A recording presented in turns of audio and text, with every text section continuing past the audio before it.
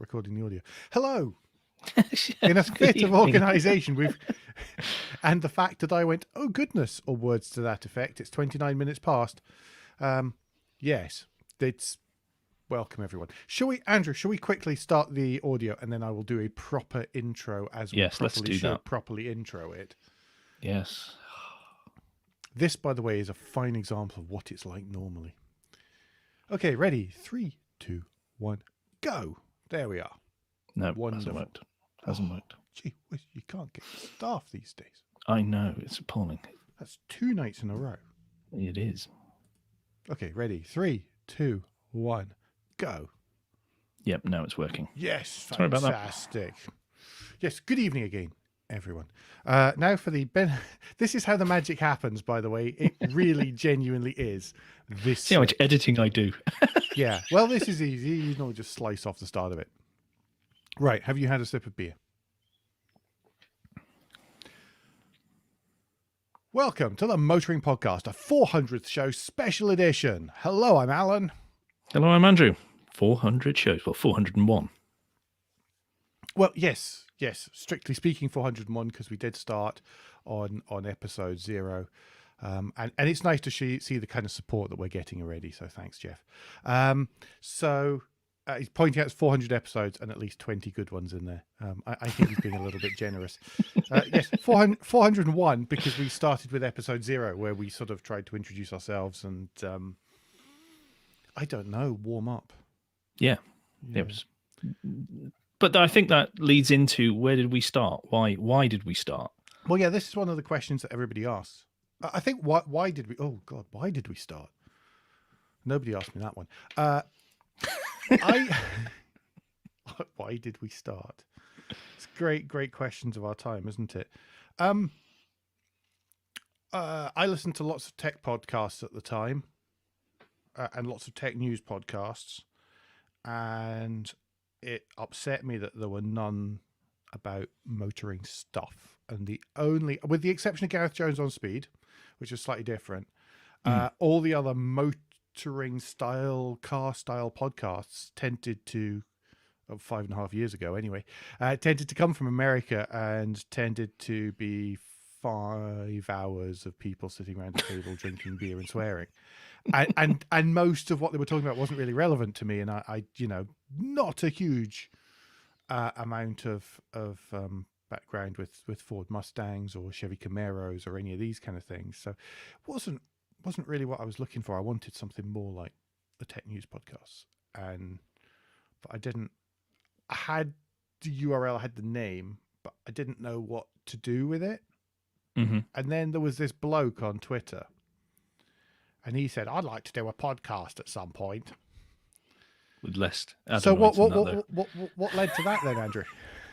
Well, I wanted to do an interview podcast, but that involved being brave and going to people and saying, please talk to me. This person that you don't actually know, has no real background in any of this, but chat to me and talk about cars and stuff.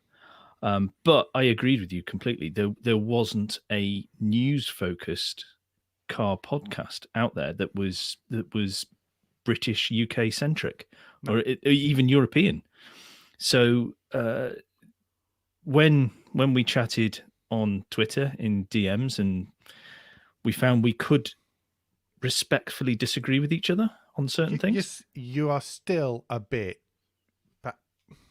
You are still Captain Paranoid and Captain Tinfoil Hat. That has not changed in the last 5.5 years. Definitely hasn't changed.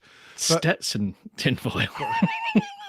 Now I know more. Now, if we had a tinfoil Stetson, everyone, then the competition entries could have been in that. As it is, I'm afraid we don't. We have a cheapy Stetson from Texas.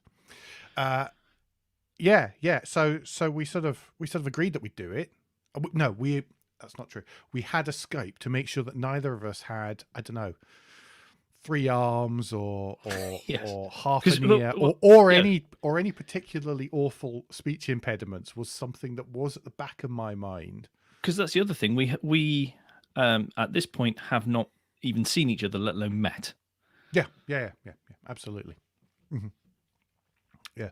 So we agreed to record 3, and if they were awful, we would destroy them and never speak of it again. But at least know that we tried. Yes. And they weren't awful. They were, well, you can still listen to them if you go that far back. I mean, they're not. The production quality's not there. No. Compared to today. We've. I'm pleased to say I have learned a few things over the years. That is a relief, yes. We have generally gotten better at that stuff, and got, more toys to go along with things. But yeah, so we did them, we released them, and that kind of was it. And then we so that was September time, we did 3, and then we said, well, okay, well, let's go to Christmas and see how we get on. And we seemed to be getting on okay, and people were saying nice stuff. And the manufacturers had offered us trips and stuff like that by then. Yeah, that's very true. Well, that was the first time we met. Was you were a Honda do? Yes, their 50th anniversary in the UK, or I think, if I remember correctly. Which was so the Branny invited you to that, which is just down the road from here, which was at Silverstone. And you said, "Oh, I need to work out a hotel room," and it was like, "Well, why don't you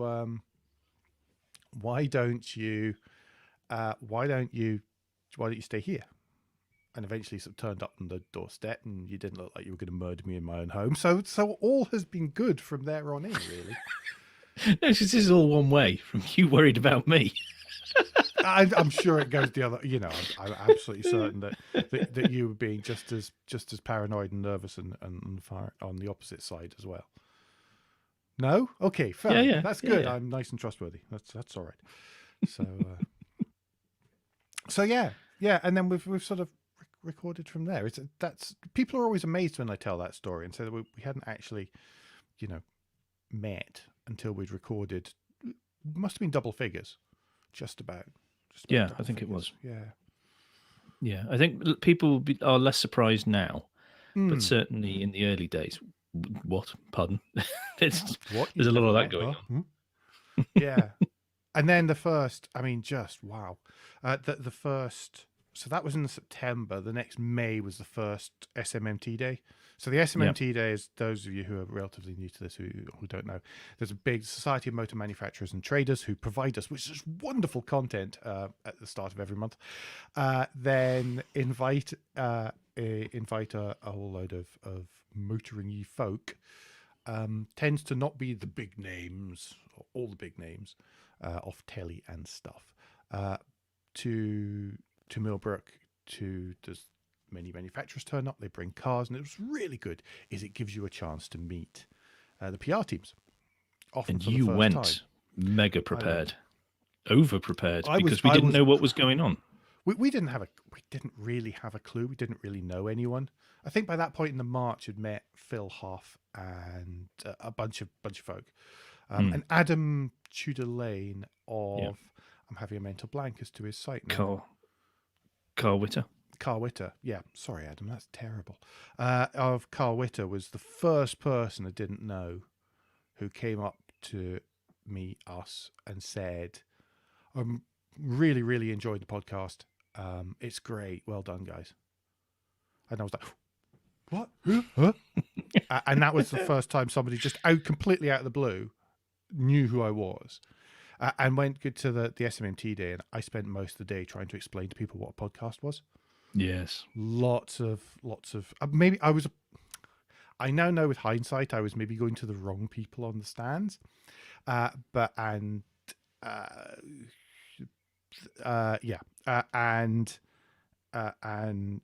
to explain what a podcast was from square one, which you absolutely wouldn't have to do nowadays.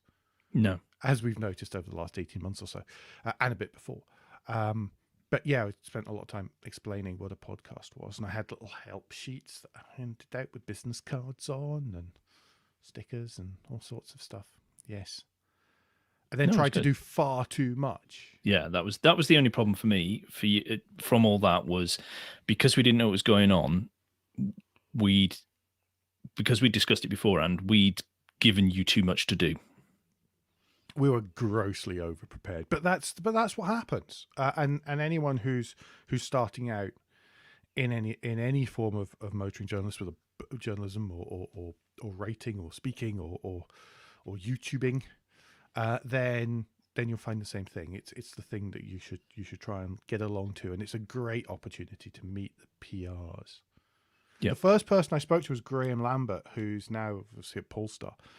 He was at Skoda at the time, and I rather fear I made a bit of a prat of myself, and that's one of the reasons I never asked him for a Skoda, was because I felt I'd made a bit of I don't know, I just was a nervous wreck. I was an absolute nervous wreck. I'm fine doing this kind of stuff, as people well know, both here and at work. Goodness knows how many hours I sit at this desk in front of this camera every day. But yeah, meeting new people in person when they don't know who I am, or I know they don't know who I am, is quite scary. Can be daunting. Can be daunting. So we've tweaked things as we've gone along, haven't we? Because we started out with just the news. And we did. Yes. I don't know where you really want me to go with this. I'm sorry. We have actually prepared stuff, folks. It's a different format. So yeah, I mean, we've added in stuff, but it seems weird thinking that we've actually tweaked it. So special editions and stuff have appeared because we thought that would be a witty way of going, oh, look, we've got a car. It's a special edition, which means that the mistake I made, that I don't want to go through mistakes, and there's stuff we'd do differently and stuff we've done very, very well from day one. I wish we'd started a separate podcast for special editions.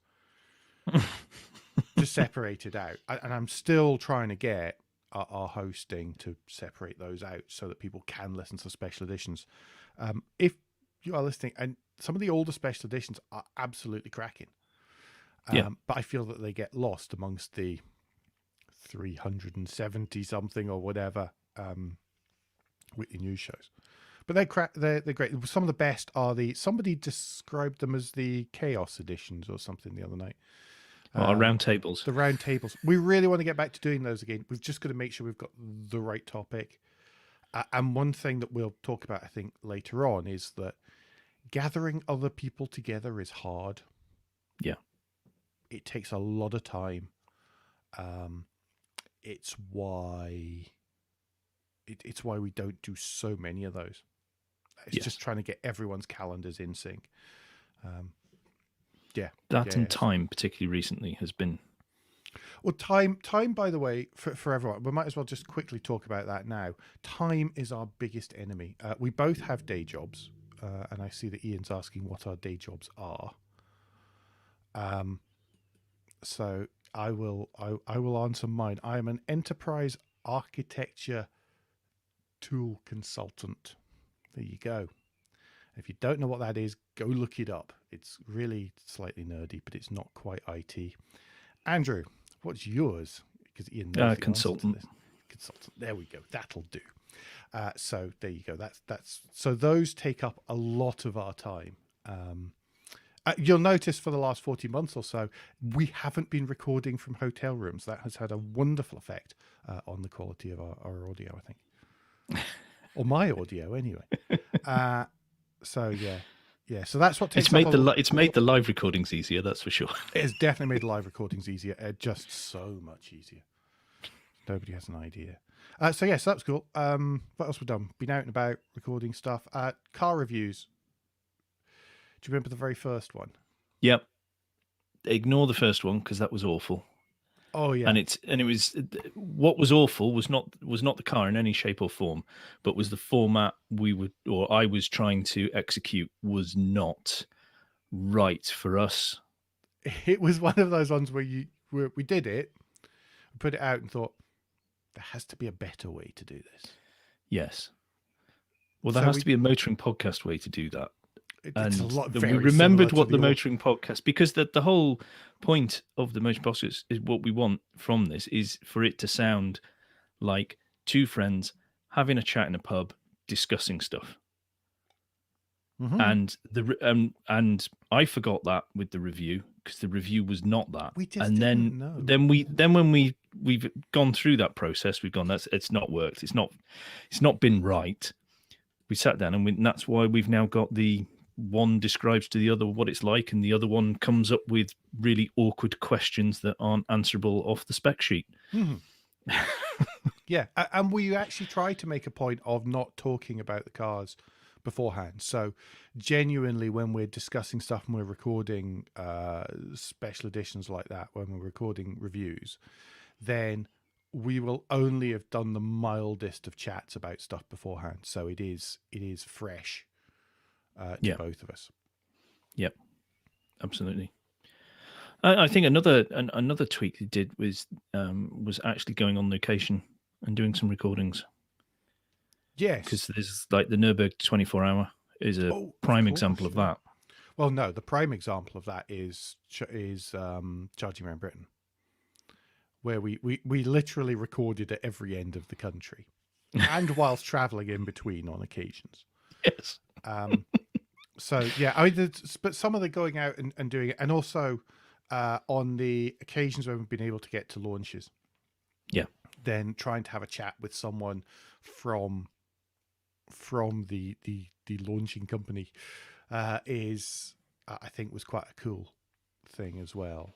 It also differentiated us from magazines and people like that and the content like that, because you were able to hear the voice of the company explaining whether it was a particular part of the product or the new car or whatever it was, but they're able to explain it themselves, which I think is really helpful.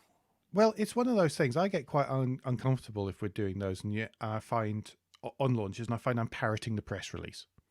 Why have me parrot the press release when you can have the people who wrote the press release talk about stuff and it not be the same words as the press release? Yes. So it seemed a relatively sensible evolution, and it works on some launches. It doesn't work on others. There was one launch in the UK I was at, and just the format and the splitting up of the presentations meant that it meant that I lost the person I was interviewing, and he wouldn't answer the questions for the next bit. So I didn't know what the questions were, to be honest. And that didn't quite work. So that one never got included in the review. But there have been plenty of others where it's kind of cool. It's great until you're standing in a freezing cold Spanish church and you discover that the batteries have run out in your audio recorder because it's so flipping cold. So there are fun challenges around some of these things. So that's it's not all glamour. It's not all parties and.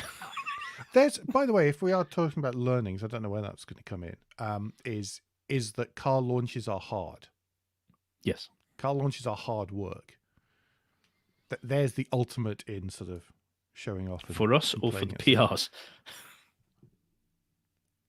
Definitely for the Depends PRs. Whether the PRs, Definitely for the PRs probably have listening. To work. Definitely for the PRs, but also for no. But seriously, it's. I think that not everyone's Roy Lanchester, and you're more likely to find people dotting off to sleep at 10 o'clock, and have a chat, have a drink, catch up, and then go to bed. Yeah, because you've got to be up at stupid o'clock the next morning to drive something out through, rush hour Barcelona, and you don't want to be mucking that up. No, you don't. What else have we done? I've got a Patreon as well. Yeah, we held off for quite a while and then took the plunge of. We did asking people to support us, which is really gratifying. How many people do? Oh, come on. This is the most self-indulgent thing we've ever done is tonight, to be perfectly honest, because we're talking about ourselves in the podcast. We don't normally do that. And we hate asking other people about stuff for the podcast. And yes, we've been doing slightly the same with other ways of raising money as well. Just because time, as much as anything else, really, it just kind of gets in the way and you think, well, I don't know if I've got enough time to do it. So I'm hinting at sponsorship there, folks. If any of you would like to sponsor the Motoring Podcast, I am absolutely serious when I say, my name at motoringpodcast.com. There's been a couple of questions, by the way, whilst I've been chatting, which is probably going to be more interesting if we answer those than talk about this. So let's actually go with this one from Gavin Cook. Do you guys follow any of the other motoring podcasts? Yes. Andrew? Yes. Are you going to say which ones? Hang on, I will open my Overcast app Could take to some run time, through. folks.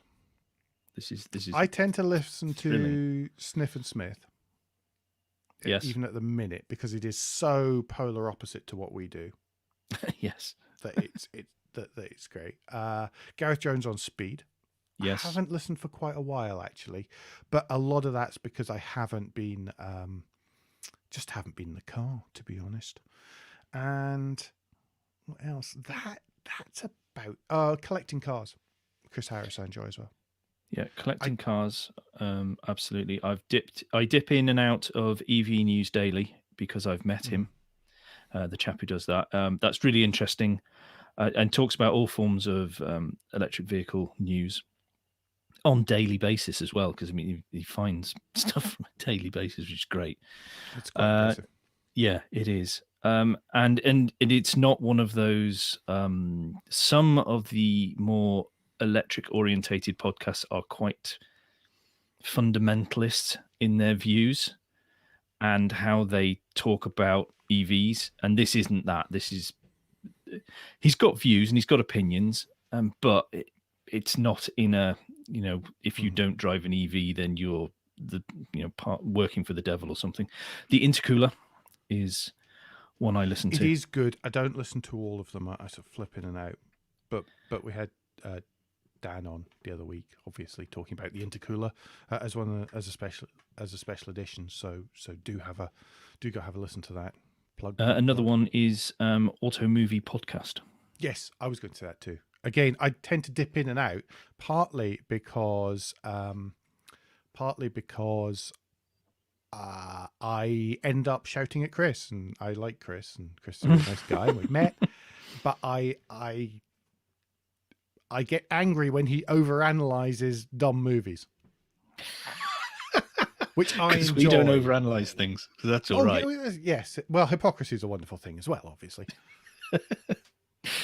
And the other one that I listen to regularly is Autonocast, that has Alex Roy, Ed Niedermeyer, and I do not want to mispronounce a name because that would be awful. Kirsten Korosek as well, where they talk about autonomous vehicle technology and that sort of stuff. And it's actually without hype. I'd love to point out, I enjoy the Smoking Tire as well. I'm still subscribed to it just because I don't always listen to it. And there are times when it's exactly what I need on in the background. Much more when I'm driving. The trouble is I just haven't been driving anywhere over the last 14 months. And that's what's tricky with that stuff. We've been asked, by the way, what it is we're drinking this evening, by the way. Thanks, Chris. Oh, hi, Chris. I am drinking a For the Horns, a Levitate Pale Ale at 4.5%. This is the second one queued up here just in case I need it. There we go. It's normally for me, it's one can of beer per podcast because we have recorded when we've had more. And then we've had to cut lots of bits. Especially face to face if we're recording. Yes, that was there was one particular one that was after a long day as well. It was a long day and then about 4 pints, and I swear it sounds a little bit slurred in places. Yes, that wasn't a news show. That was a special edition as well. Oh dear. Do we want to just take a quick break and do the first prize draw? I think so. I think this is a good time. As I say, we're like Ant and Dec tonight. So, thank you so much, everyone who entered. Just one moment whilst I disappear off camera. And I'm back. So, thank you to everyone who entered. I have the cowboy hat of good fortune is shedding bits here. There we go. Genuinely bought in Texas, you know. I should say what the prize is. Yes. Should we do this properly? Yes, we should do. I've just dropped my pen on the floor as well. That's not helping anyone. So this first prize is a courtesy of Falcon Tires. Is a Pop Bang Colour mug, Falcon Tires mug, which I believe money cannot buy. You can only get them from Falcon Tires, and a Falcon Tires Hot Wheels car as well. Have I introduced that well enough? I think we're just going to have to say yes at this point, Alan. Sorry, Nick. There we go. Right, let's hold it up. Take it round. Swirl it round. You can't hear me. There we are. And the winner of the first prize is going to be... why did I do this on Post-it notes? So they're all stuck. Oh, you see it? Chris Mannering. Chris Mannering, Congratulations. well done. Congratulations. We will be in touch with how to get these to you. Should put that over there and not lose it. You have written prize 1, yeah? Yes, I have written Falcon just for your proof, Andrew. But Thank you. We have made this mistake. Otherwise, we're going back through all the recording to find out who's won what. Yes, no, I did write it. Talking of things we've learned. I'm not a total and utter pleb, although we're getting there. We're also being asked not to be like Ant and Dec, so there we go. Okay, fair enough. What's next? Oh, there's another question actually that's here, and it's a question that we're actually intending on answering at some point relatively soon. So everybody knows what I have on my driveway. If not, there is a video. If not, there is a video of go. at least one of them. So yes, so this is two Yaris and an elderly Mercedes. But Andrew, there are 2 cars in your household as well, aren't there? There is a 2001 Saab 9.3, 2-litre low-pressure turbo. And the other one we have is a 2017 Citroen Berlingo, which is the family hauler, which is perfect to drag the cracked windscreen household and the massive amount of stuff they feel they need to go away with. And everybody has a seat to themselves. And that is a much harder thing to find than you would imagine, considering the number of different cars that are on sale in the last 10 years or today.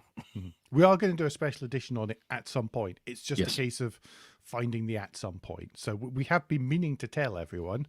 Yes. We just haven't. It just hasn't really come up, to be perfectly honest. It hasn't been something that's come up in conversation or in anything relevant during a podcast. They're in the schedule. Yes, quite. Shall we move on to any sort of news that has stuck in the mind that we've sort of really ended up with?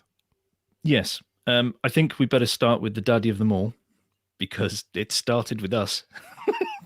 It was there as we began, and we started the show.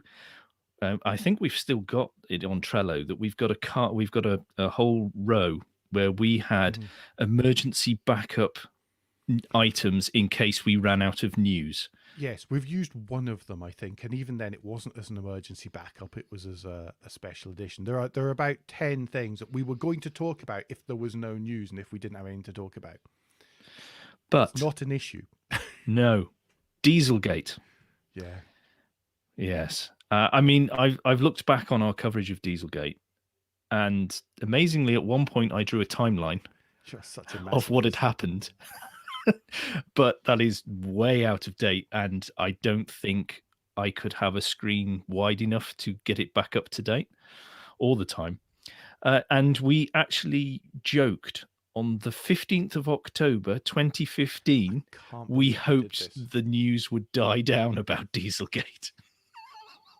Oh, the naivety from our little minds. Who would have thought? I mean, seriously, it's one of those things. Every time it comes up now, we do both go, ugh. But Captain Completionism here insists on including it. We do kind of have to include it because it is so important. Yes. In motoring in Europe. And indeed in the US. It has been changes. Yeah, fundamental change the industry landscape. Yeah. Thanks to what happened. Other companies have been fined for similar-ish type problems, but seem to have escaped from the PR backlash that Volkswagen got. The thing is that sure, there's been the PR backlash, but actually there are other other manufacturers and companies that have actually suffered much more in sales and profits and all these kind of things than Volkswagen as an almost direct result Yeah. of the backlash against diesels. I Yeah. mean, JLR is an example. They're heavily invested, brand new diesel engine, just bringing it to the market. Market for diesels plunges Yep. to the ground. So there's just one example. Plenty of other companies just developing new tech just had to get binned essentially as everybody stopped buying those, and now everybody has a mild hybrid instead, which is a way of making smallish engines feel like second-rate small diesels for the most part. Yes. Yes. Do you think the industry's learned from that? Do you think Volkswagen's learned from that? If obviously they've learned to not get caught. Yes. One would hope that they've learned. The thing to do is not get caught. But I think they have. I mean, I don't think the yes, industry is. I think the industry is still very much on the back foot because it is fundamentally society is moving towards anti-car, and I don't think the industry has got a grip on that. Not to fight, but to more hold their own and explain why. Yes, obviously we want air to be clean. We want people not to be cheating things, but you do have to realize the reality. Yeah, absolutely. And I think that there are, yeah, I just don't know. I just don't think so. But I look at other industries that I'm involved with on a professional level at the minute, and I think this is these are far bigger changes that are having to be made than in automotive. And I don't know why everybody's whinging so much in automotive about this, because other industries are really having to change, really having to change very quickly, and it's far more fundamental than just changing the propulsion method and keeping all the manufacturing the same. But I think that's more of these kind of things. a general ego thing of the industry, Yes, which but they're I think it's butting worth up against saying with the chips, with the semiconductor chips. Well, yes, absolutely. Everybody's having the same problem with the semiconductors. It's not just automotive. No, Fast-moving automotive consumer goods is smaller than consumer technology. Well, that's what they've all been learning, isn't it? Mm. Sorry, we've turned into a news show, Andrew. No, we'll move on in a sec. We'll move on. Yeah. Don't worry. By the way, they have brought in new people. By the other one here, the other note that I've got in front of me is has VW learned a lesson? All the new people brought in seem to have left and have gone back to internal only appointments. Not completely true. Not completely true. Okay. Right, go on then. Take us to another biggie that has been with us. Seems to have faded for the time being. I'm sure there's going to be a resurgence. It's Golden Gate and the amazing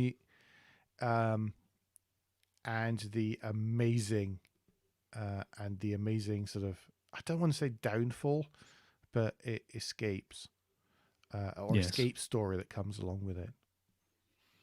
Yeah, it is a downfall's not the right word. It's the everything was removed from underneath him. So.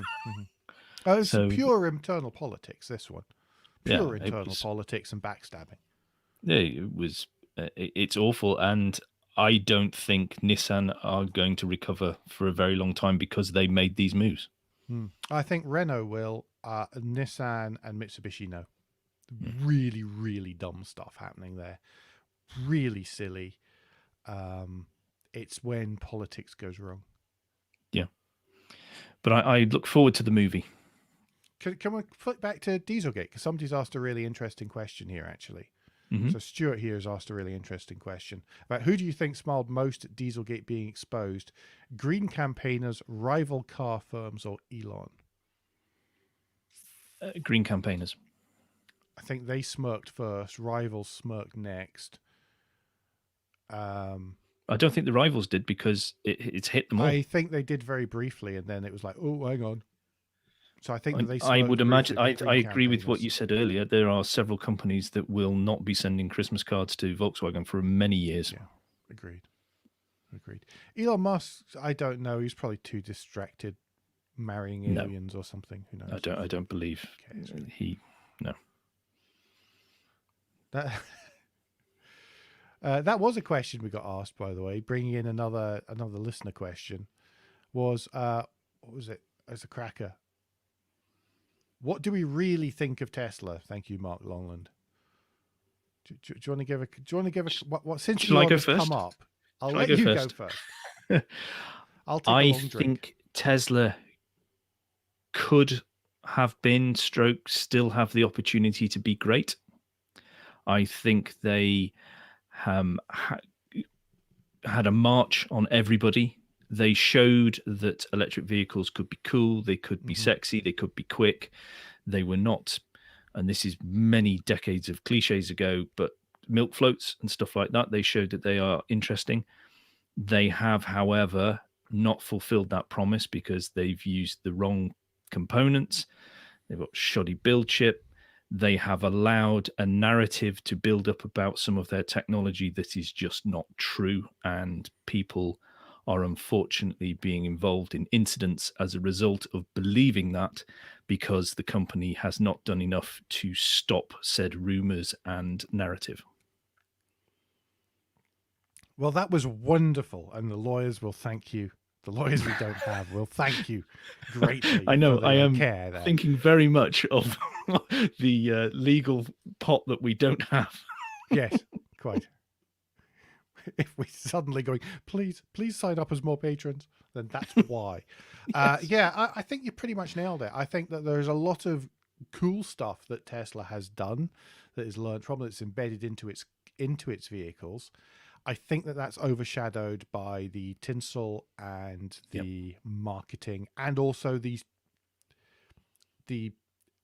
hang on, I'm self-censoring, and also the side projects, the stupid Cybertruck. There we go. I've said it. The stupid Cybertruck. The having the model names spell out sexy. Just that kind of stuff. Just stop it. Grow up. But a lot of that is because they've dug themselves into a hole. Oh, absolutely. Oh, we need a new shiny thing to unveil because there's something bad happening. And the Bitcoin and all that stuff's all the same. I want them to be so good. I want them to be the best. I want them to succeed. But for goodness sake, stop making it so hard for me to want that. Yep. There we go. That's it. That's what I really think of Tesla. I find them incredibly frustrating. Yes. Absolutely.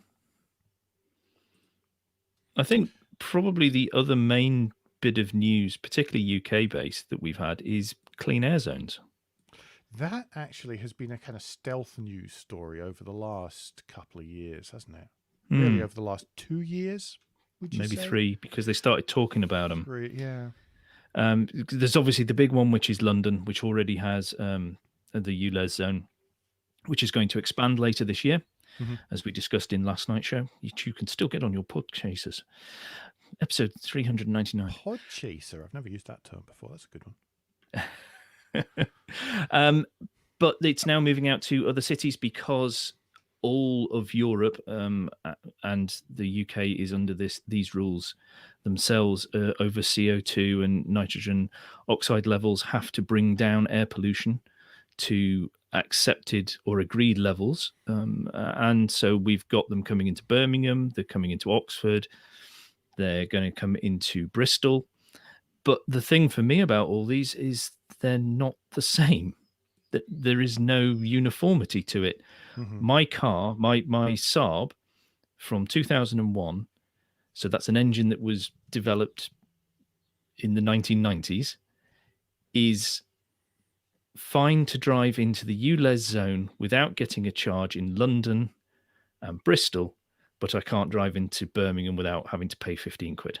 Yeah, and it doesn't always make sense. So I was the same. I looked at buying a Mark 1 Prius at one point because, why not? And obviously it used the same engine as Johnny the Yaris did. And But Johnny the Arse would have been free to take into the ULEZ zone, and yet the hybrid, which was going to be slightly older, by about 3 months older, using the same engine, but with all the electric assist and being able to run on its own, was actually going to incur the charge. Crazy stuff. So yes, I think clean air zones are another one, and that's going to be something that's going to putter on for quite a while. They're going to come into every city is basically what's going to happen. And obviously, we feel like we have to say it because we're a motoring, we are the motoring podcast, but a podcast talking about cars. We do actually agree that the air needs to be clean for people. Oh, yeah. We're not saying, oh, right, we need to go around with diesel bro vehicles and start polluting children walking to school or anything like that. We do honestly think that that the air should be clean, and it should be nice to be able to walk somewhere in an urban area without fear of smog and diesel particulates and all the rest of it. You won't find either of us rolling coal in the next little while anyway. No. The other thing that we talked about lots for a little while, but that seems to have slowed down, is personal mobility and scooters. Yes. But I think that's because they've all kind of rolled out. I think there's going to be another little surge of scooterness. I think it's because they're still under the testing. But I the way that, like in my grim northern town, people are using electric scooters on the road now, and we are not a test bed. Yeah. These are private ones, and the police are not doing anything because I've watched them drive past these people on the road and not stop, not flash the lights, not have a word or anything like that. I think the presumption is that they're going to be legalized and that's it. So just get used to them being around. And the hope is that people don't act like idiots on pavements with them. We have test ones here, and I think it's mostly okay. There is the occasional prat you wish to kick off their scooter. Generally, it's when there are two prats on a scooter at the same time, which you're not meant to do. And that's what happens. So two prats on a scooter on a road on a steep hill. Queue of traffic behind? Yeah, that's brilliant. Should we go for prize number 2? We will do. Let's go for prize number 2, and then there's another interesting question has been pinged up in the YouTube comments. So prize number 2. There are 5 prize packages, by the way, tonight. So prize number 2 is a set of Castrol Classics merchandise. This is I'm working from memory now. This is a mug, a polo shirt, a baseball cap, and a really nice umbrella. And I would, as with all the prizes tonight, I would quite happily have all of them. So yes, this is pretty cool. So the person on that, let's do it this way so you can hear me this time and possibly see. That's not really working, is it? Scrum. Mix them up because some of them are getting caught inside each other. There we go. There's one out from there. I'm no good at sleight of hand and magic tricks. So we're safe from anything like that. The winner of that is Steve Fox. Steve Fox. Congratulations, Steve. There we go. Steve, we will be in touch about how to get those to you. We don't have them in our grubby mitts, by the way, which is why we can't hold them up and show you them, and I can't have a glamorous assistant. And that's why we're actually having to give them out rather than just keep them. Yeah. Although I think there'd be something about ethics in keeping them, to be perfectly honest. So anyway, interesting question from Nia Khan. He says, obviously a very UK-centric podcast, but as one of them, I'm curious what percentage of your listeners are outside the UK. It's not a very large percentage, really. It goes UK, US, and then it's UK, US, Australia, and then after that, there's about 10% makes up everybody else. Sometimes we do get emails telling us we're like number 3 in leisure of Azerbaijan. I got one earlier on. Like well, you joke about that, and that's actually the case that we were 4th most popular automotive podcast on Apple Podcasts in I think it was Azerbaijan or something. Let me give you a quick one tonight. Armenia, pardon me. We are the 7th most popular automotive podcast on Apple Podcasts in Armenia. Go us. Go us. Thank you for listening in Armenia. Thank you. Yes, Armenia. That is amazing that you listen to us. 21st in Thailand. Where else is interesting? These are, there's always a lag, you see, because this hasn't included. Tomorrow will be further up the charts in most places, which is why we're only 25th in the UK, because there's a lag between us releasing a show, because of course we only released one today at the time of recording. So that's what happens. Yeah. South Africa were popular as well for some reason. Not for some It's all reason. the polo coverage we give. Awesome. It is. It's also all the it's all the Volkswagen coverage. It's the best I can come up with. No, Yeah. which is really cool. So thank you, people who are outside the UK. I'm always slightly amazed that you do listen, and I'm really, really pleased that you listen, and glad that you find it interesting. So it's cool. Yeah. Mm-hmm. It was Slovenia the other week, wasn't it? Somewhere weird. Yeah, It's something like sort of spikes in different territories. Anyway, should we move on to the next little breakdown of stuff we've got? Achievements. Of achievements. I think achievements is good. So obviously, number one there is the Guild of Motoring Writers Breakthrough Award, which is something they don't give out every year. No. And yeah, it's they don't give out every year. It's the first time it went to anything that wasn't written. Yeah. And that was awesome. It was. Thank you, Guild of Motoring Writers. Yes. And then we would be the worst recipients of that award ever. What makes you say that? Well, they got that, and then we weren't able to take up most of the prize because we then ended up madly busy, if you remember, in 2019. Yes, there was that, because part of the prize was to work with Motoring Research. And I know Motoring Research are still keen to work with us at some point. I know. It actually hasn't passed. It's just because we haven't taken up on it or had time to do anything about it, as opposed to anything else. So yes, Richard and all the team at Motoring Research and Tim and everyone. But then I quite like our charging around Britain.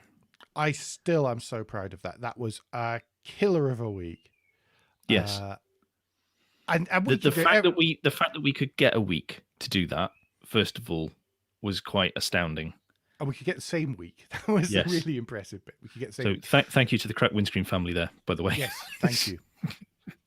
Otherwise, that would not have happened.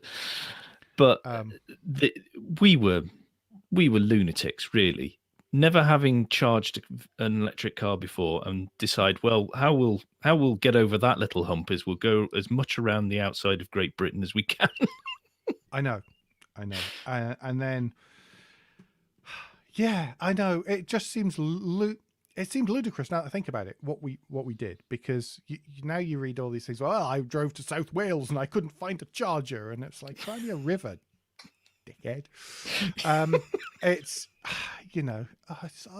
give over. And that's one of the reasons why we get quite so angry at people who should know better.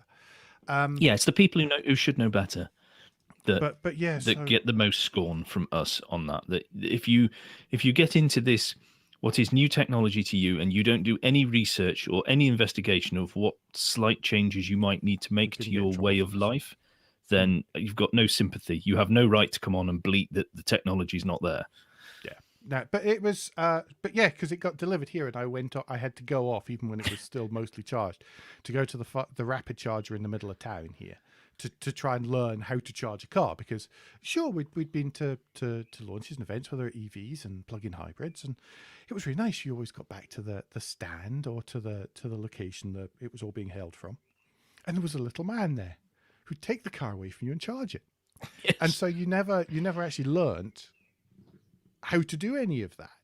And so, yeah, it was a case of going into town and trying to work out. So that comes out and that bit comes out, and then this plugs in, and then we do that. What? Oh, okay. Oh, and then it works. Yeah. So and you need a phone signal. Jesus. The whole, by the way, lots of the stuff that we had trouble with has been revised. Yep. Some of it, I think that we influenced perhaps a little bit. on that. We helped highlight the challenge that people that there were. Well, But ZapMap adjusted how they did their routing Mhm. as a consequence of me getting in touch with them. Yeah. Because no one had ever asked a multi-day, multi-destination route before, so they didn't have that. Because I broke their route planner. When we was trying to plan it, I had to do it in little tiny chunks on the ZapMap app to work out how to do it. But ZapMap was never mind the car, never mind the charging stuff. If we hadn't had ZapMap, we would have been stuffed. Yeah, absolutely. It should really be pointed out. We should have made them. We should have asked them for sponsorship. Now, with hindsight, we should have, because that was a lifesaver, and it's still on my phone. I've got an EV in a couple of weeks, and I will be using ZapMap to find out where I can. It is the one service I always, if someone asks about an EV or charging, then I will say you want to use ZapMap. Yeah, absolutely, and I've done exactly the same. If you miss those special editions, the Charging Around Britain, there is in the blog section. There's one called All the Numbers. There's a blog called All the Numbers with a map and some stats and stuff. And there's links to all 5 recordings we made on the way around. There. Sometimes whilst driving. Yes. Well, I mostly recorded that one driving through the Great Glen at 9 o'clock at night, having started out from Inverness in the morning, and are now about 20 miles south of Inverness, having been via Wick and Scurry and most of the North Coast 500 on our way to Glasgow for the end of the night down the 82. Yeah, it's cool. It's so, I say it now and it just makes me think what a pair of complete and total morons we were, even just starting it. And the trouble is, it was so awesome and so difficult. How the heck do we follow it up? So if any of you have any suggestions, get in touch, please. We have racked our brains because before the pandemic hit, we were in deep discussion about, look, we need to do another trip. And we know the constraints we've got of time, but we still need to do another trip. But it needs to be interesting and it needs to be fun and it needs to be challenging. And we're not talking like as in Top Gear because they've got a massive budget. We're talking, a real vehicle doing a real thing. At one point, we tried to plan hydrogen to Switzerland and back. But, well, I say I did myself and a PR planned out a lot of that, and it just wasn't quite possible. Do you know the bit that was a bit too hard? It was getting from the edge of London to the first charger in France or Belgium. And then it was possible. They did manage it because I know the same chap did it with someone else, and they went to Frankfurt, which is not nearly as hard because I was going via Paris, speaking to people at Air Liquide, I think it was that I was going to speak to, and then go across and then trying to speak to people at Co-op, the French, the Swiss supermarket that's running hydrogen trucks. Yep, lots of hydrogen-y stuff. Obviously, then all the EV people would hate us, but never mind. These things happen. What else? Rear view. Let's talk about rear view quick. Do we want to do rear view or do we want to do another prize? I'm looking at the time. I'm conscious of time. Well, we've got a question on rear view, so I'll do it then. We've got questions on rear view, so we'll do rear view. I'll do rear view then. So, okay, let's have another prize. Let's go to prize number 3. Rummagey. I'll be good at this by the end, by the way. Rummagey, more rummage. There we are. Let's take that one. Use that one. Oh, prize number 3, by the way, I haven't told you, is a year's subscription to Autocar magazine. Thank you, Haymarket. Thank you very much for that. Thank you, Jim. And that is going to Tony Williams. Well done, sir. Congratulations, Tony. As ever, we'll be in touch tomorrow-ish to find out how we can get it to you. Hang on. Yeah, don't put it in the YouTube comments. There we go. Yes, please don't. Cool. Right. More listeners' questions then. So rear view, come on, that's been the one that everybody has asked. Is rear view coming back, Andrew? Well, I'll start with how Rearview came around, because that Yes. Rearview is the interview show I always wanted to do. That's why I had nothing to And do with it, by the way. That was and intentional. we got, after the first year. It was on the first year anniversary, wasn't it? And I felt I got enough of a handle, naively. I felt I got enough of a handle to be able to go on then. I'll add another show to my workload, and I'll make it even more complicated, because I will try and arrange it with people outside of my sphere of influence and try and get them to helpfully meld into my timescales. But amazingly, 60 odd people have said yes in the time since it started. There's been a couple of breaks. Near Calm was the very first, and it is all the episodes brilliant. But that is one that we always, if somebody wants to start with Rearview, we always say go to number one. All of the episodes, I feel, and I know Alan agrees with this, stand up on their own. They are all interesting people that I've spoken to, and talked about their history, their career, how they got into the motoring side of things, what they do, and that sort of stuff. So it was the show I always wanted to do. Obviously, it has been on hiatus for a significant period of time now, and to be honest, I don't see it coming back anytime soon.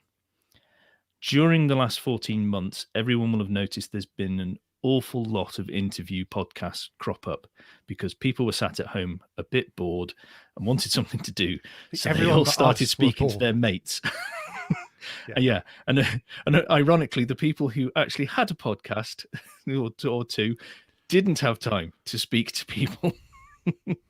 So right now, I don't think there's anything Rearview could bring to motoring podcasting at the moment that isn't already being served by other interview podcasts. I don't know. They're talking to people who I'd like to talk to. I think what happened over the last 14 months, which I found very interesting, because you took this on, was you did some special editions where you spoke to people about their products, but you actually talked to them as well about how they got into it. And I think that's how I see Rearview sort of evolving into, is talking to interesting people about some technology and cars and stuff as special editions in the motoring podcast. Yeah. And when I do try and make it different, intentionally make it different when I'm doing, and there's no reason it needs to be me, but doing the special edition interview chat type ones, it's normally because people have a thing they want to talk about. So, for example, if you take Chris Pollitt, he was on Rearview, and he and Andrew talked all about him. And then he was on, and I had to try really, really hard, because Chris is a mate, to not talk about Chris and to talk about Car and Classic. So trying to keep that separation. Similarly, Paul Cowland obviously was on Rearview, and then we talked about Salvage Hunters Classic Cars. Yeah. But I can see thing to talk about. I can see a melding of a bit of Rearview into those sort of special editions, and I think that will make the special edition stand out even more. That's me told what I'm to do next, isn't it? No, but hopefully I'll be in a position to help out with those special editions. But last year, not a chance. No, it's just been nuts. We've been in a really weird situation in the last 14 months, where everybody else's world kind of stopped. And because everybody else's world stopped, the way our jobs are and what we had to do and our situations are, is that in actual fact, our workloads went up. Mine doubled, basically, and also involved not leaving the house. And yes, it's worth pointing out that I did misspoke, and I meant to say television's Paul Cowland has been on both. Yes. You're just happy because you won a prize. Next question.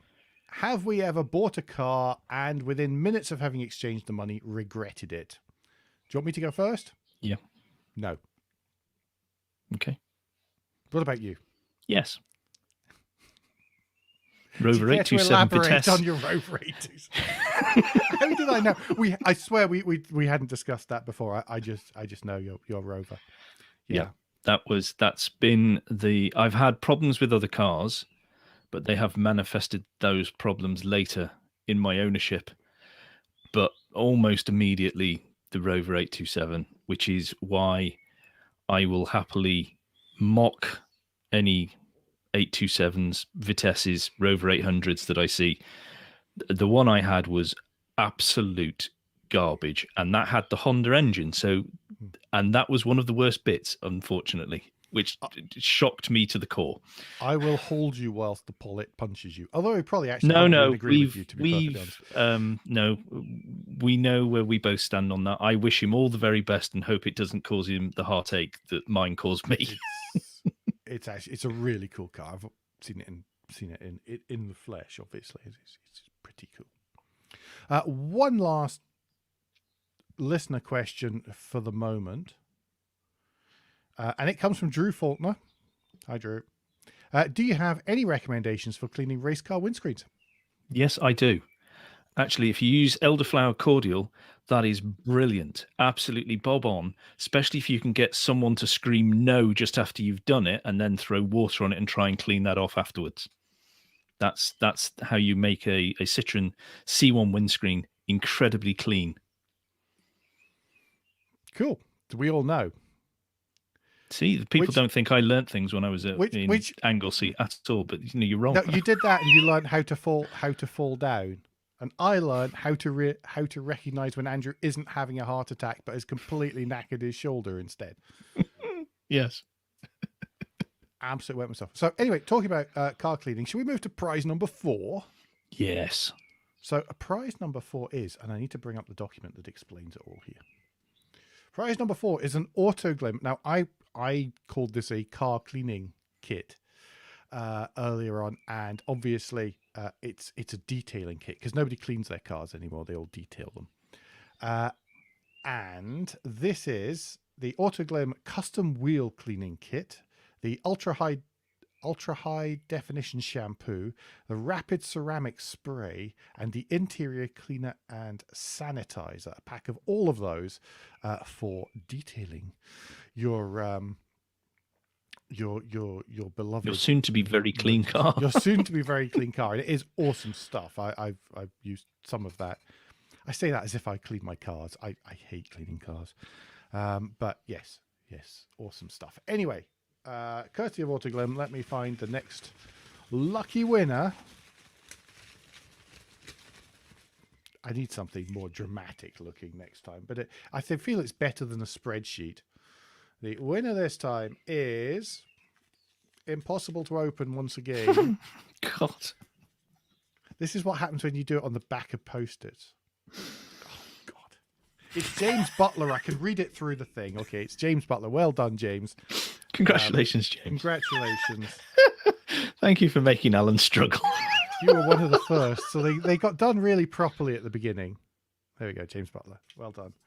Autoglim. Making sure we don't get stuff mixed up. Awesome. Brilliant. Superb. So we're not going to rest on our laurels, are we, Alan? No. Well, we keep on tweaking stuff. So you've probably noticed we've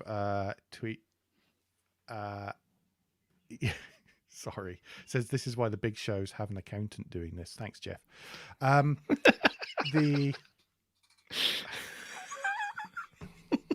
You've set him off now. Thank you. No, well, we've been tweaking stuff. So we've been trying to tweak the news show. You'll notice that in the past, we haven't actually got around to doing it this year. Is we try to do a survey. We try to take the feedback from the survey, and some of the feedback we react to, and we tweak stuff. And some of the rest of the feedback, we sit here, cross our arms and go, well, it's our playpen, and we stick with it. So which is why you keep on getting Formula E, and you keep on getting the SMMT figures. There's a pretty much 50-50 split on both of those between people who really like that we do it and people who say it's awful. So tough. So we're making tweaks to it. The new car news is something we just felt the second half of the show was generally a little bit flat over the last few months. And also we decided we weren't actually treading on anyone else's toes by including any new car launch stuff. It's something we'd kind of always avoided, but kind of at the same time wanted to talk about. Yeah. And share opinions on, because we were doing it on Twitter anyway. So why the heck not put it into the show? Yeah. So if you want to give any feedback on that, do feel free, whether you enjoy it or whether you don't, whatever. But just let us know, because we haven't actually asked that question out to anybody yet. I enjoy We've it, just so I'm done going it. to ignore their opinions if it's contrary Well, to mine, to be perfectly honest. But maybe there is a sensible suggestion of a tweak to that I don't know. That's all I'm saying. Maybe, but yes. We will take on advisement, as we always do. Yes, we will do. So anyway, other stuff we're intending on doing. A little bit more video. So I've done a couple of YouTubes lately-ish. I've recorded more than I've put out. I just haven't had time. Usual problem, folks. Just sort of simple man talks at camera or behind camera and points at things. It seemed to work okay on the W124 test video, so you'll probably see some of that. It's not going to be the world's greatest production value. It may have a production value, possibly, if I can make it, but it's just to try and share some of the stuff that we can't get across in an audio format. So to actually be able to point at stuff and say, look, this is what we were talking about. So it's going to come out ideally at the same time as the special edition, at the minute after. I've got stuff, about the last couple of cars I've had that I've got ready to edit, the BMW, for example, to show some of the stuff there, because lots of stuff, the Fiesta, the other things which you don't know. Well, you probably do because you've been following me on Twitter, but other stuff we haven't recorded special editions for yet. So yeah, some more stuff like that, and more special editions. I've got two that I'm working on at the minute that I'm trying to arrange. Just interview ones.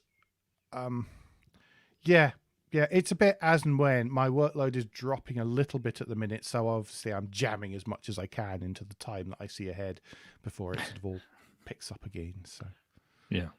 And hopefully we get the chance to do some more roundtables if the subject's right.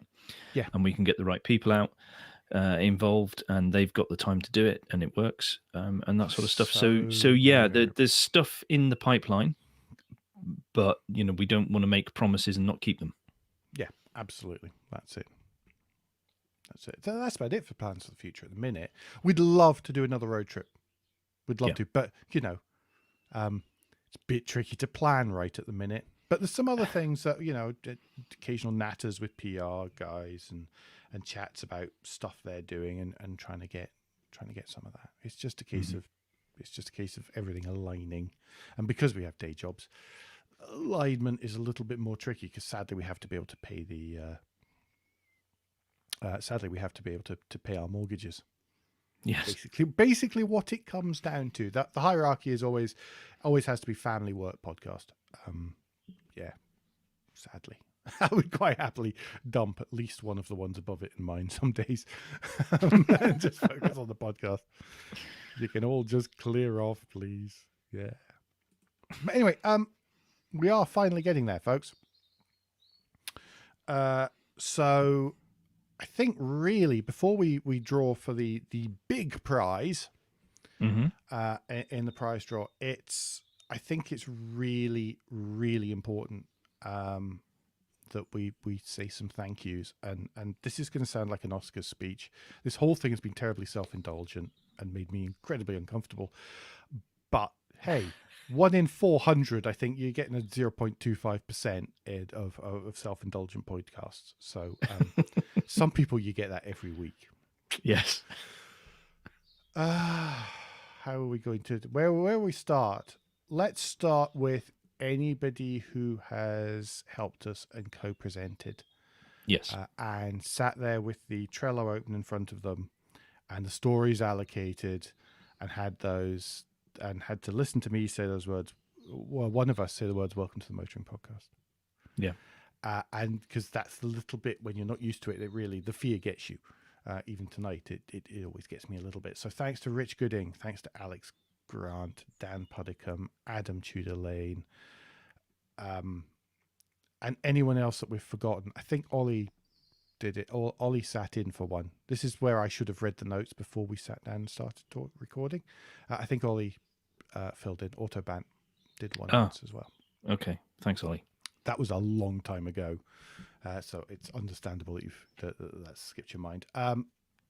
And where there was just one of us, thank you so much to the listeners. Doing them solo is absolutely horrible. So yes. But all of those guys, thank you so much for giving up hours of their time to read through news stories, to be totally swatted up, and to then be prepared to sit and talk about stuff. Yep. Do you want to go with the next one? We also need to thank all the guests we've had on. Whether that's a round table, it's the pubcast, the specific special editions where we've spoken to people, or whether it's any of the people who've been on Rear View as well. Thank you so much for agreeing to chat with us, to us, at us, whatever it is, or let us just talk at you. Which has happened. Yes, in some of the good old days. Really do appreciate that you've agreed to speak to these two random blokes off that their internet about car stuff, and then able to share that with our listeners, because I know they've appreciated it as well. Yep. Who else? Companies, PRs who's worked with us, who get in touch with us ever since we started. Those of you who've supported us, even when we were just absolutely, 20 listeners or something. Yeah, when we had three episodes out. 3 episodes companies had said, look, we got this thing, do you want to come along? So yeah, freaking awesome. Thank you so much. You are so awesome. I promise we're not in your pocket. But I think if people listen to us or see us on Twitter, they know that's not the case. Yeah. No, it's absolutely awesome. Thank you for the help, the welcome, and just everything that you do to make stuff happen. Even something as simple as one of my interviews for interview chats for half an hour. There's normally a PR behind it. There's often a PR taking the time to listen in, to suggest things that we might have missed when we were chatting, and that I can then slot back in again. All of these kind of things, even without the sort of whole inviting us to events, phoning up and saying, we've got this car, you should try it. These kind of things. You all know who you are. Thank you so much. Yep, absolutely. And I think we need to thank all the journalists who've accepted and welcomed us into the industry. We've met so many great folk. Yeah, they've helped us so much along the way. Virtually everybody's been brilliant. Some have given us a couple of stern pep talks too that perhaps we needed at the time, and helped us along the way. Mr. Huff, thank you. But the advice, the knowledge, the guidance, the being prepared to chat to us, particularly when we were very fresh-faced in the industry, and not being a cliche of like somebody feeling threatened by somebody new coming in. That has been absolutely brilliant and is so helpful, and I think is reflected because we've been able to produce the stuff we have been able to. I think we got to stuff much quicker than I anticipated we would do, as a consequence of the help that we had. Yeah, and being introduced to people and stuff as well. So, yeah. I can't. We've made so many new friends. Absolutely. Yeah. Cracking. And I think one of the things, we always tried not to compete with anyone, so nobody else was doing what we were doing, so we weren't treading on any toes, which I think helped quite a lot. That and the grey hairs as well. Yes. Not that there were quite as many when we started. I want to say a very quick thanks to Simon Searle, who did all our branding. It was a test for a project he was doing. He did it all free, gratis, and for nothing as a listener. He wouldn't even accept a coffee or anything or a meal in thanks. So thank you once again, Simon. I think that having really smart pro branding has helped us an awful lot, actually. Yes, absolutely. Who's next? Listeners, I guess. Something about them. Yeah, I think this might not have been as successful without them. Yeah. Well, I don't know. I think We've said sometimes we would just record it anyway because we enjoy sitting and shooting the breeze. Yes, but I Sometimes do believe that therapy. perhaps the access to the level of interesting stories and vehicles and projects would not have happened if we didn't have the amazing listeners that we do. And the numbers are constantly growing, which blows us away. Yeah, it's not just the listen; it's the feedback we get. We Yeah. get a lot of feedback behind the scenes that we don't always share. We're not always in a position to share by people who really know what they're talking about, who absolutely know what they're talking about, who are experts in a field, and they give us feedback because they've listened to us. It's still slightly. Yeah, I'm still slightly knocked out by that one. That one always amazes me. Yeah. The first time someone said, "Oh, wait a minute, I recognize your voice." Then that was like, oh, sugar. Oh, the one for me was when somebody said, talking about the first time we did the alternative fuels, and somebody in the industry said that, I've listened to this. It's a great podcast episode. It should have been done years ago. And I was in the middle of a field looking for a 4G or a 3G connection, and that came up on my Twitter. It was like, oh, people listen. Do you know what I remember about that? I remember the fact I'd been up since very early that morning. I was in Sweden. It was approaching midnight, and I really wanted to go to my bed. And I think that you cut out my rant about the fact that could we please just get on with it at one point. And thank you to Rich for still speaking to me. Yes. Right, before we totally end up finishing like the Oscars or any of these things, just to quickly say thanks so much to our patrons. Yes. It does make a difference. It does mean that we can do this kind of live stream, to be perfectly honest, and for it to be solid and reasonable and good quality, and pay the hosting for everything. It does make a difference. It's great, and we've got a nice little keep it. We're gathering it. We're not wasting it on stuff. We've been able to use it to buy kit and gear over the years. It's all saved up for that next big road trip. That's what's happening to it. If you wonder what happens, it does that, and stuff like public liability insurance and all the other fun grown-up stuff that you have to have, or it's good to have. Then it pays for all that every year.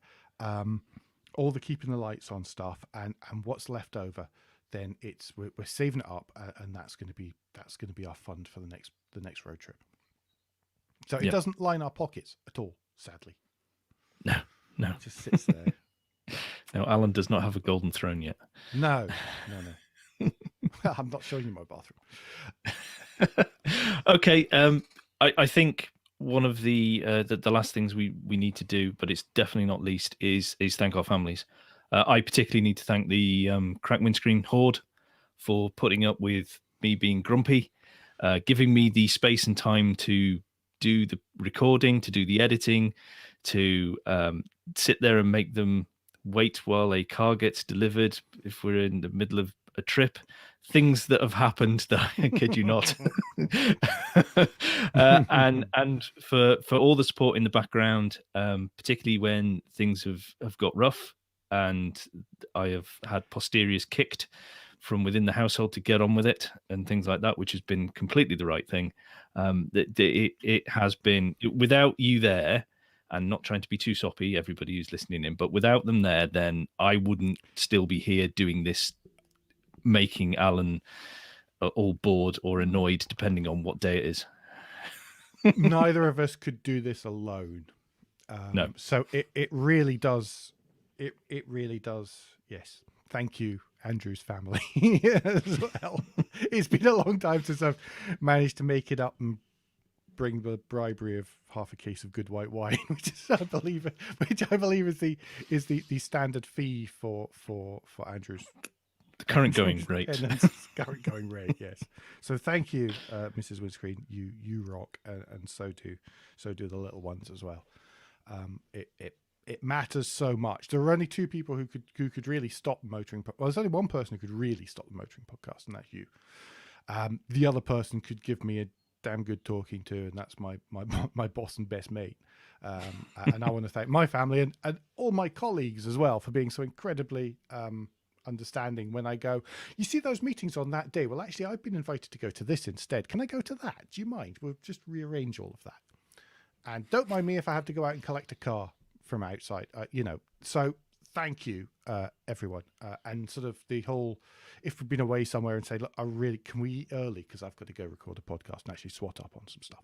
So thank you, everyone, everyone who knows me, for just being great. And cool and fantastic. Yep. And I guess Andrew's all right too. Anyway, thank you. Let's You're not move so bad on yourself. to the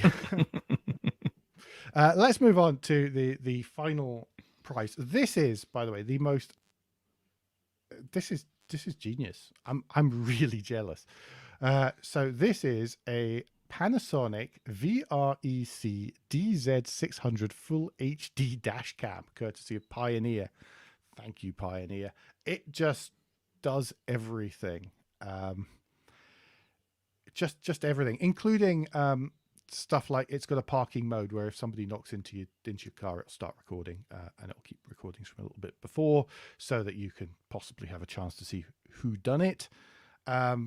Wide angle recording, heads, night modes. It comes with a 16 gigabyte micro SD card, but you never have to take it out because you can connect to it with your phone and download the footage from there. So loads and loads of really cool stuff that probably has Andrew dying a little bit inside and me going, ooh, toys. No, I see the sense of a dash cam because one of our listeners has explained the positives of them. Mm-hmm. So no, absolutely, dash cams are a very good thing. Yes, I have one somewhere which I took out of my car when I kept forgetting to remove it when I was going places where I really shouldn't have had it. So in the interest of not being arrested and prosecuted, I decided that I would take that out of my screen. Who's it going to be then? We'd have a drum roll if we did sound effects. Yes. Oh, somebody's actually suggesting that you should give a desktop drum roll, but we don't really want that. No, I am not going to hit a desk. If anyone's listened to the shows in the past, the last thing I'm going to do is hit a desk. People who listen on headphones get a little bit antsy if we tap stuff. Okay. The winner is, if I hold it up, Paula Mortar. Congratulations. Congratulations. We'll be in touch to find out how that should get to you from Pioneer UK. Well, thank you. I'm slightly jealous. The final thank you is to all the companies and the people behind the scenes who helped and agreed to put forward the prizes for today's show.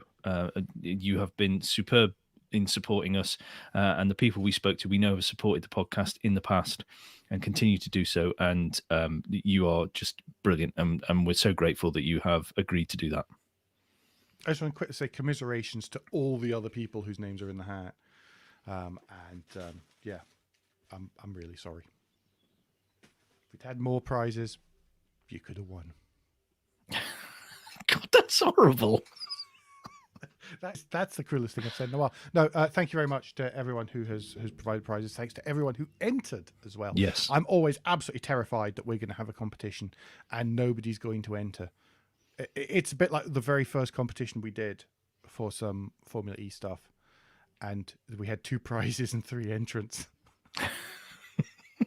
And I've been terrified ever since, and which is, yes, I'm terrified with prizes. With competitions like that, but yes, that's Alan sometimes worries too much, ladies and gentlemen. I worry quite a lot sometimes.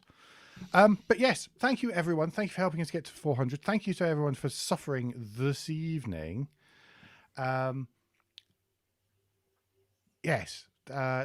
evening. So yeah, I think that just about rounds it up. Is there anything else you'd like to say, Andrew?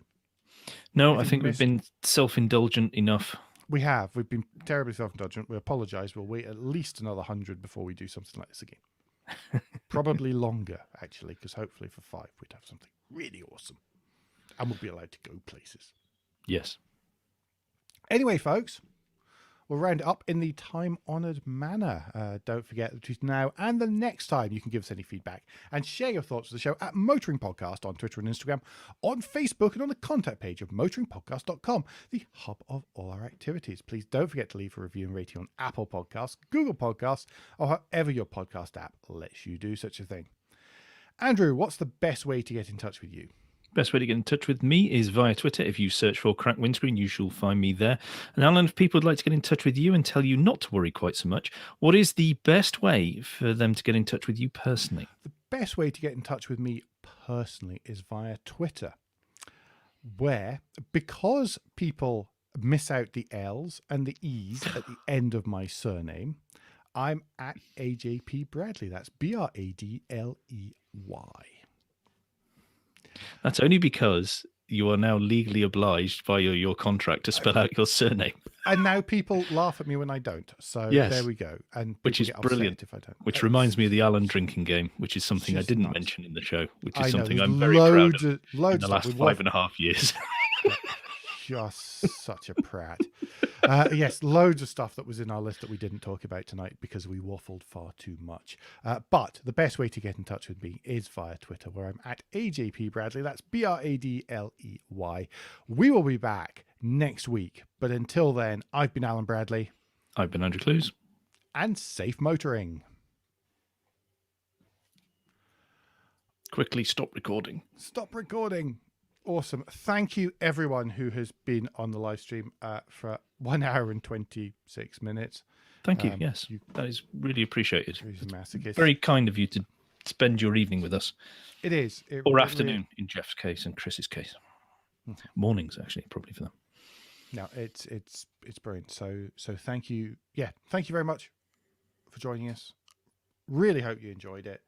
And if you aren't a patron, then in a slightly less chaotic manner, you can see us record the usual. You can see us quite smoothly as well. You can watch us record. Super. Yes, I can even remember how to talk some evenings. Yes, you can watch us do recordings a little bit like this for each week on a Tuesday evening. So if you're at one of the higher levels of Patreon, I think it's $4 and above on Patreon, then you can actually watch us record live and get a sneak peek of what's coming, complete and unedited. Mm-hmm. Anyway, that'll do for just now. Thank you, everyone, once again, and we shall speak to you very, very soon. Bye.